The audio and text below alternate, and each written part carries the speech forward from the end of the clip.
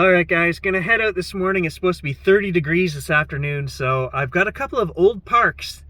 When I was a kid, I used to stay with my grandmother in town, and we would walk half a mile down the road, and there was a park there. So it was there 43, 44 years ago, when I was a 5-6-year-old kid. It was there. So we're gonna head there and swing the detector this morning while it's cool. I don't know what we're gonna find. There's also a school down there, which I did find a couple of old coins before. So, hey, it could go right back to turn of the century. Let's go find out.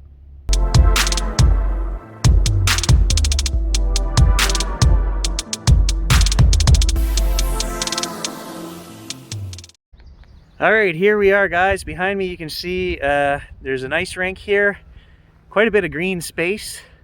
And then behind me, more green space and play equipment. That's what I remember when I was a kid. Different play equipment, but I mean, this park has been here at least, I would say, 50, 60 years, maybe more. Let's give it a go. I don't know. What's here? I don't know. Probably lots of junk. That's usually what's here in town parks, but gotta try, right? Yeah, first hole. Gonna use the simplex today and look for pocket change, coffee money, donut money. I don't know. What can you get for 48 cents? Strike two. 3 strikes and we're out of here.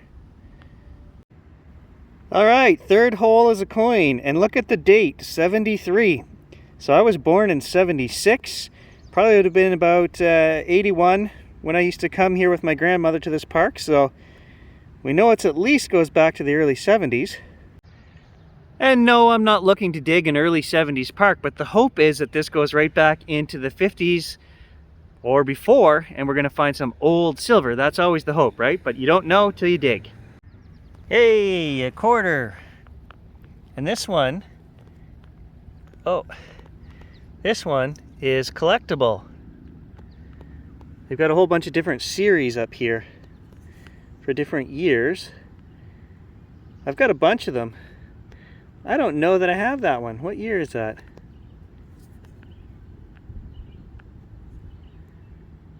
Oh, 2000, right at the top. That's a 2000. Also to note, within those collectible series, there are a couple of them that are worth a lot of money, like 80 or 100 bucks, because they only had a few. They were much rarer, and I don't know about that one, so I'll have to check it when I get home. And then we find something promising. That's old horse tack right there. That's a buckle. Huh.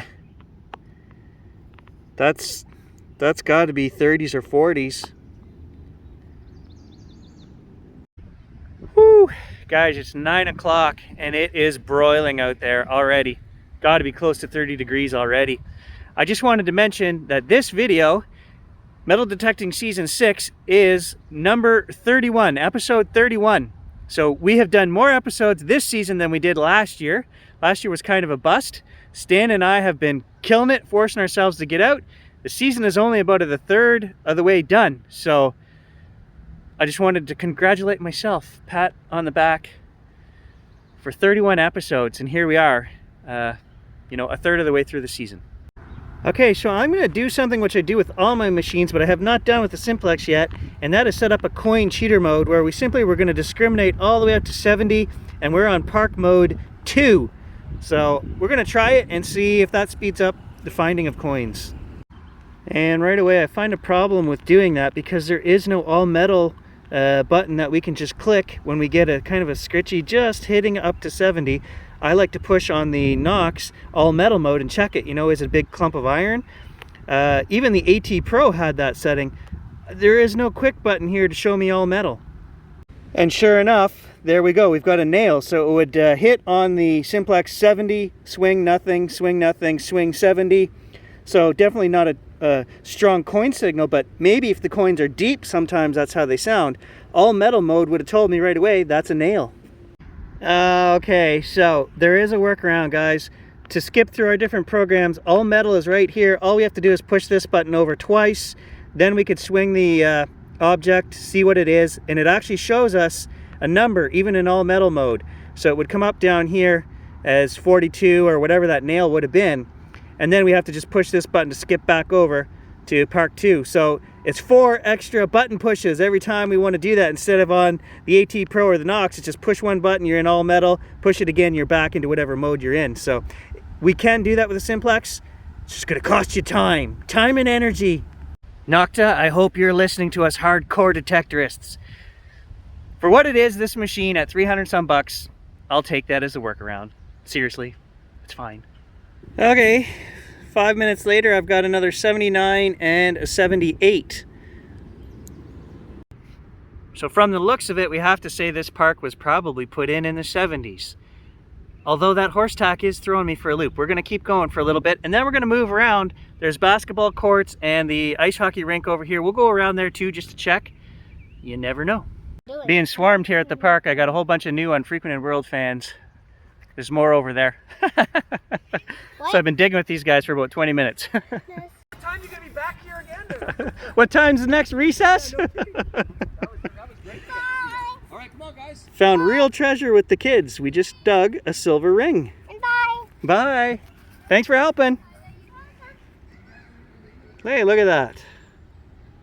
Funny, small world. I actually know the teacher. Those were all 4, 5, and 6-year-olds. And the teacher was an old friend of mine from 30 years ago. So I just spent the whole recess digging with the kids. And I told them we were looking for treasure. They didn't believe me. And then we actually found a silver ring. So I'm passing it on to a whole new generation. They were pretty interested. So I actually had a lot of fun with the kids. It took me back to when my kids were small. And I didn't film any of it because you never know with today's privacy laws and the children and whatnot. So I didn't film any of it, but the kids were blown away that the detector could detect worms. Every hole. I told them, I said, every hole, it'll detect worms. And sure enough, we found some in every hole. Yeah, I had a lot of fun. So when I was digging with the kids there, we actually got another anomaly, an old mason jar lid.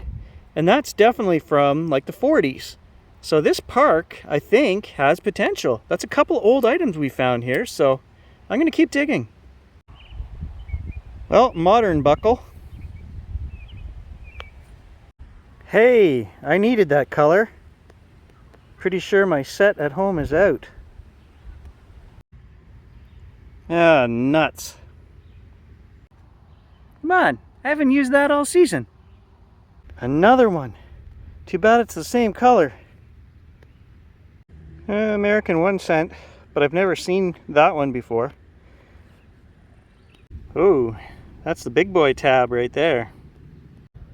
Old English. So the park is behind me, but I found a bit of a bush trail here. I don't know where it goes. I'm just going to take a little 5-10 minute hike. Maybe it leads to another park or an old creek crossing. Who knows? Let's check it out. That's a nice bush down there. Almost kind of want to go in there and swing the detector, but the bugs are still terrible, so we'll stick to the path for now. Unless we see signs of an old home site or something. Could very well be. I had no idea this trail system was here. I mean, I can hear the highway not too far off. But I know we are in an older section of town.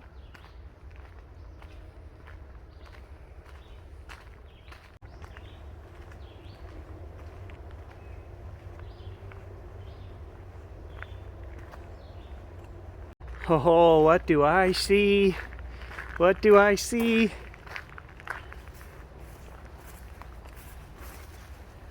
Look at that. An old stone wall right there. That is awesome.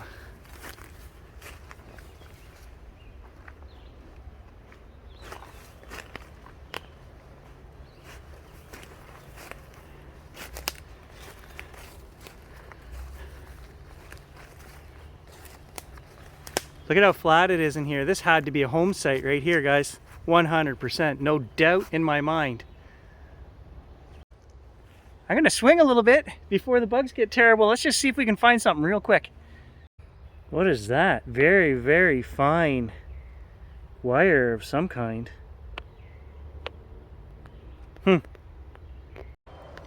So there's a stone wall there, and I just zigzagged all through here, not a signal anywhere, very clean. And then right here, I just got this one old nail. So, I mean, they didn't move all this stone like this for no reason. That's a property marker from back in the day, right? I mean, it goes on and on. I think it crosses the trail here. I think it keeps going on the other side as well. So we just have to find 100% there would have been a foundation and an old homestead in here somewhere. All right, guys, I crossed, there's another trail here. I crossed it, I went down, did another 10 minutes all through there, a couple more nails, that's it. But definitely a spot to come back and explore. I guess it only took 17 minutes for the mosquitoes to find me because they're on me now. So I'm getting out of here and heading back for the park.